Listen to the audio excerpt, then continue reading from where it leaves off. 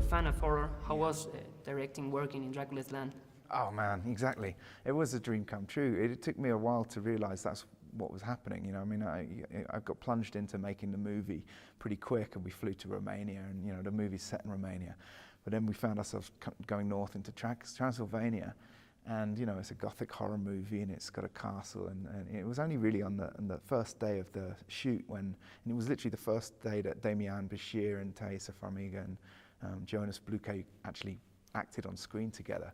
I was looking through the lens, and then we were at the foot of the castle. We'd put all of these crucifixes, hundreds and hundreds of crucifixes, and we had all this smoke floating in. It's the scene when they're walking at the foot of the castle, and I sort of went, suddenly my heart started beating. I was like, wow, if we're making a gothic horror movie, you know, this is my Dracula. Yeah, it's living the dream. Well, I heard that there were scenes where you didn't direct Thaisa directly, but you made voices to her. Yeah. Why did you do that, and can you show a little of that voices? Well, when you're directing, especially in horror, you know, you're having to create so many atmospheres, and you know, the actors do.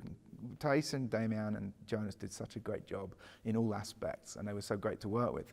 But you're always just trying to, as human beings, you're like, all right, we got, you know, 20 minutes to get a scene, and this is what's going to happen. And they can act, but if they can react, you know, that's the key. So there was a scene when Thaisa and also Ingrid, as Sister Oana, have to hide from what is lurking around the corner.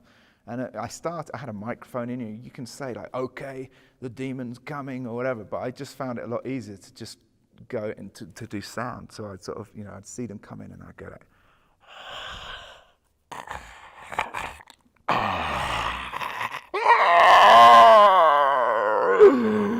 or something like that. You know? And they could react, and you could see them on screen, and I could also, you can time it, so you can sort of go, and then they would sort of you can see it in their eyes. So. She had this really easy scare, so yeah. She told me that. Yeah. What about directing with James Wan? I heard that you shared a few moments where you direct insights and he directed in the party. Well, we actually just had a opportunity to do some additional photography, which happens pretty regularly, and we were just being really ambitious, and it was really ambitious. We wanted to do so much, and I was actually at Warner Brothers, and James said, look, I said, look, I need a second unit director. So he did a couple of sequences. It was really cool.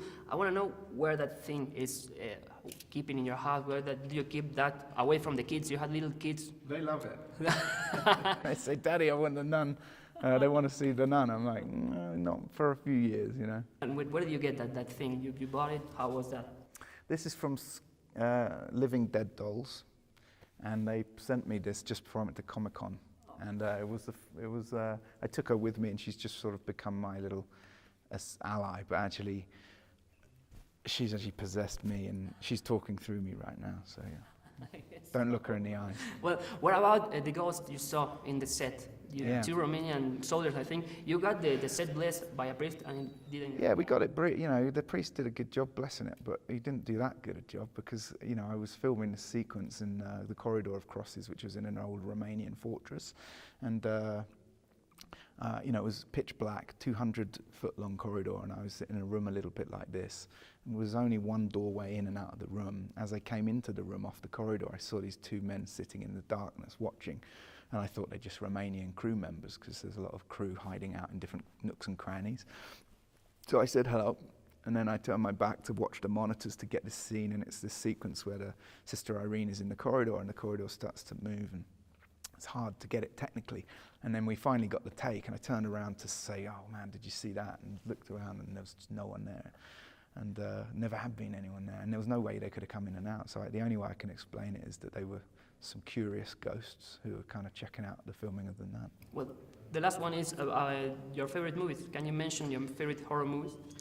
I mean, my favorite movies, there's too many to mention. I mean, I grew up, you know, Evil Dead 2 caused me to want to make horror movies in some ways, and then Ridley Scott's Alien, and John Carpenter's The Thing, Willem Friedkin's The Exorcist, obviously an inspiration for this, and Dracula are some of them, but you know, there's so many. Nightmare on Elm Street, and Wes Craven, Tobe Hooper, and Texas Chainsaw Massacre. I mean, I could just keep talking. So.